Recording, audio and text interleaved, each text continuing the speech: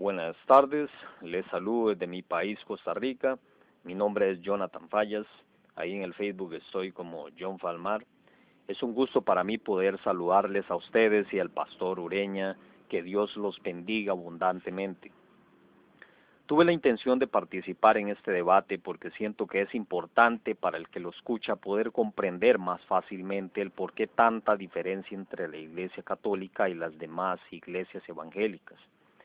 Y eso no lo podemos comprender si antes no nos remontamos a la historia del cristianismo, sus comienzos y todo lo acontecido en aquel entonces. Esto que hago lo hago a título personal, nadie me pidió que lo hiciera. Es mi deseo poder defender este punto y poder conversar con el pastor Ureña sobre esto para vernos todos instruidos, ya que siento que es de vital importancia saberlo y les ruego que ustedes mismos investiguen por su propia cuenta, por favor. Esto se los estaré diciendo en el transcurso de este video. Solo así comprenderán más aún la diferencia y juzguen ustedes qué tiene más solidez. Gracias a Dios existe la historia. Gracias a Dios existen registros históricos, porque solo de esta manera consultamos en la historia y aclaramos dudas. Les sugiero a ustedes buscar información desde fuentes neutrales.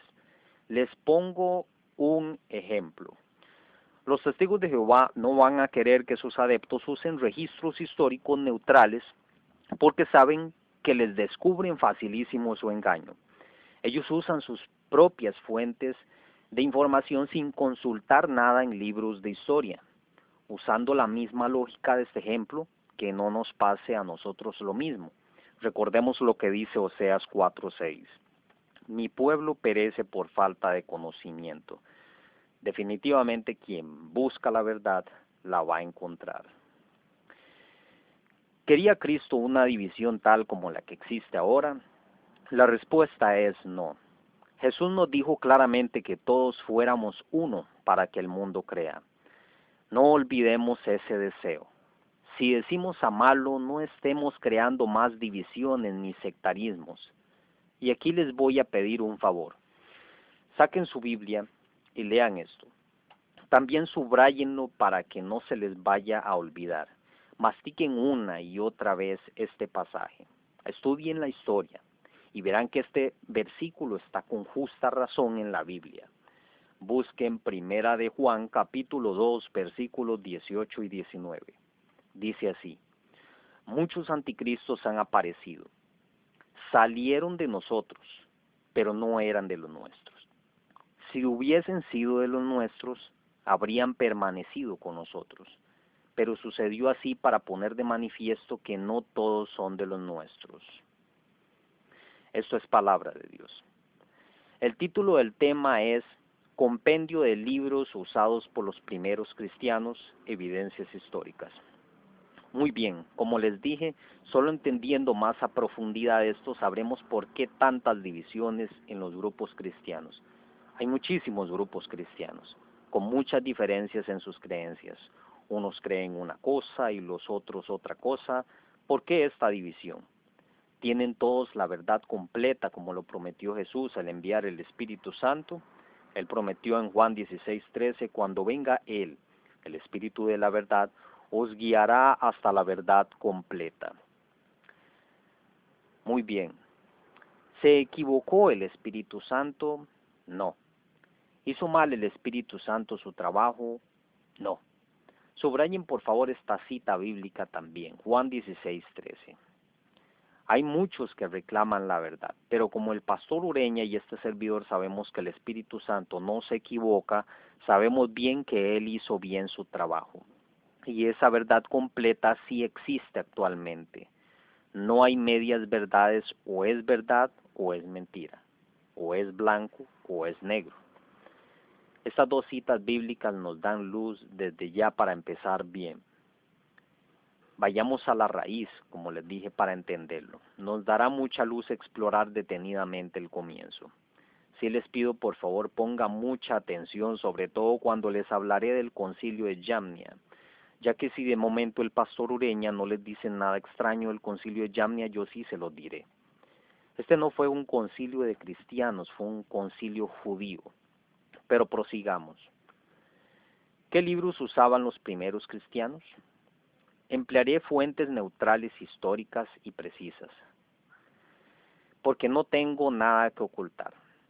Repito, si yo me baso en mis fuentes sin querer ver las fuentes históricas precisas es porque tengo algo que ocultar.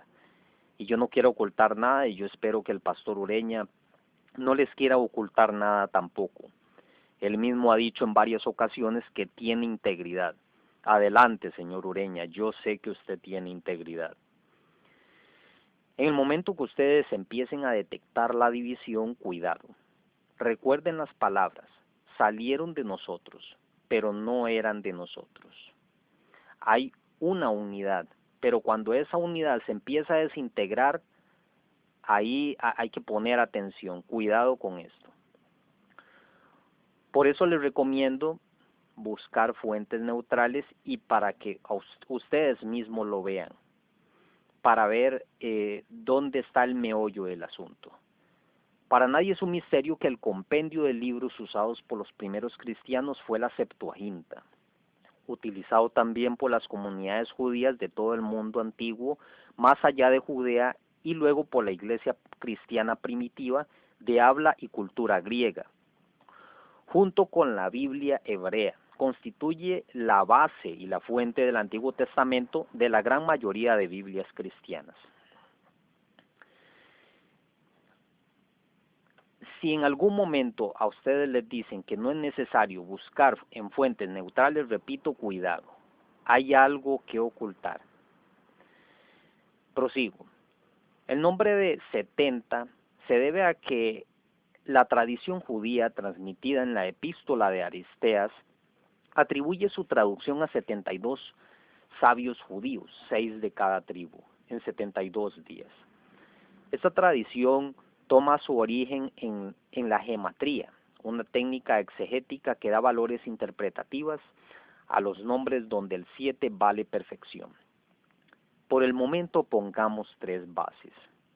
Los judíos no tenían un canon escritural como nosotros, solo tenían la Torá como canónica. Los demás libros inspirados no estaban definidos canónicamente. El primer intento de recopilación fue hecho en Alejandría en el siglo II o III a.C. y esta versión jamás fue retada o rechazada por el templo. Esta era la versión más conocida y utilizada en la época de Jesús y en la época apostólica. Esta era la situación escritural en la época de Jesús. En las sinagogas se leían los rollos de la ley y para su estudio individual se utilizaba la versión de los 70. Después de Pentecostés la situación no cambió mucho y la iglesia naciente en sus cultos y en sus enseñanzas siguió utilizando la versión de los 70, junto a los escritos apostólicos, aún sin definir canónicamente. Aquí llegó el momento de pedirles extrema atención. Si no me creen, busquen en libros de historia para que vean que esto que les voy a decir no es mentira. Este concilio de Yamnia no fue cristiano y no tenía ninguna influencia entre los grupos cristianos, entre los cristianos. Como les dije, cuando empiecen a ver que se hable de división, cuidado. El concilio de Yamnia, busquen esto por favor, busquen información neutral. Y estoy seguro que aquí en este punto el pastor Ureña va a empezar a atacar. Aquí es donde comienza la mayor diferencia de criterios. Más adelante, si el Señor nos da tiempo y vida, podremos debatir más de estos puntos y estos temas siguiendo una línea sin salirse de ella. Ponga mucha atención. Hacia el año 70 y después de la destrucción de Jerusalén, el Sanedrín junto al grupo de los fariseos, que sí considera al canon como conformado por la ley, los profetas y las escrituras siguieron insistiendo y trabajando en un canon máxime que tenían frente a sí la llamada secta cristiana, con sus libros judíos y sus nuevas escrituras. Hacia el año 90 después de Cristo, el Sanedrín establecido en Yamnia formó finalmente un canon judío y se basó en 3 requisitos para la formación de este. Primer requisito, que hubiera una copia del libro en cuestión, que se supiera que fue escrito antes del año 300, cuando la helenización llegó a Palestina con los problemas culturales y religiosos subsecuentes. El segundo punto era que dichas copias estuvieran escritas en hebreo o cuando menos en arameo, no griego, la lengua y cultura invasora y la lengua de los escritos cristianos. Escuchen bien esto, por favor, y búsquenlo ustedes mismos. Este concilio no aceptó escritos en griego, la lengua de los escritos cristianos. Y el tercer punto, que tuviera un mensaje considerado como inspirado, dirigido al pueblo de Dios, al pueblo judío. Estas eran las tres razones. Una de las razones que primó para quitar los libros escritos en griegos y que eran en su mayoría sapienciales y ya bien cercanos a la revelación al cristianismo es que sonaban demasiado cristianos. Definitivamente este concilio judío del Sanedrín en Yamnia no obtuvo ningún efecto sobre la iglesia que ya hacía largos años se había separado totalmente del judaísmo y que fue dictado por el mismo organismo que por su ceguera espiritual había crucificado al Mesías esperado. Ya el pacto había sido transferido a la iglesia como nuevo pacto de gracia, y los ancianos de Israel nada podían dictar a la nueva fe que estaba naciendo. La iglesia siguió utilizando como escritura antigua la versión de los 70. La Septuaginta, disculpen, la Septuaginta tenía libros que actualmente la Biblia católica tiene y la Biblia protestante no tiene. Esos libros son los que conocemos actualmente como deuterocanónicos. Y este punto, amigos, verán que será refutado con todo lo que tengan a disposición. Lo van a atacar con todo, se los aseguro. Pero como las evidencias las podemos buscar, usted y yo, las tenemos a mano, veamos lo que dice una enciclopedia neutral como Wikipedia. Dice así: los deuterocanónicos son textos y pasajes del Antiguo Testamento de la Biblia cristiana que no están incluidos en el Tanaj judío hebreo arameo, pero que sí se incluyen en la Biblia griega de los 70, llamada Septuaginta, datada entre los años 280 y 30 antes de Cristo. El texto utilizado por las comunidades judías e israelitas por todo el mundo antiguo, más allá de Judea, y luego por la iglesia cristiana primitiva de habla y cultura griegas. Eso es lo que dice Wikipedia. Busquen ustedes mismos para que vean. Yo no sé cómo podrán refutar esto. Estos serían los libros. El libro de Tobías o Tobit, el libro de Judith, las adiciones griegas al libro de Esther, el libro de la sabiduría, el libro de Eclesiástico, Sirácida o Sirácides, el libro de Baruch, la carta de Jeremías, Baruch 6, las adiciones griegas al libro de Daniel, la oración de Azarías, Daniel 3, 24, 50, el himno de los tres jóvenes, Daniel 3, 51, 90, la historia de Susana, Daniel 13, la historia de Bel y el dragón, Daniel 14, el libro primera de Macabeos y el libro segunda de Macabeos. Amigos, el que busca e investiga encuentra.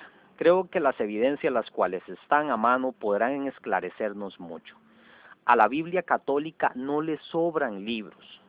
A la Biblia evangélica le faltan libros. Pero ese será tema de sanos debates posteriores. Y mi intención, le dije al pastor Ureña, no es hacer una guerra. Es importante informarse muy fácil. Es para uno negar lo que cree el otro si primero no se informa. Y es mi deseo que esto sea edificación para todos nosotros. Fue un gusto. Bendiciones para todos.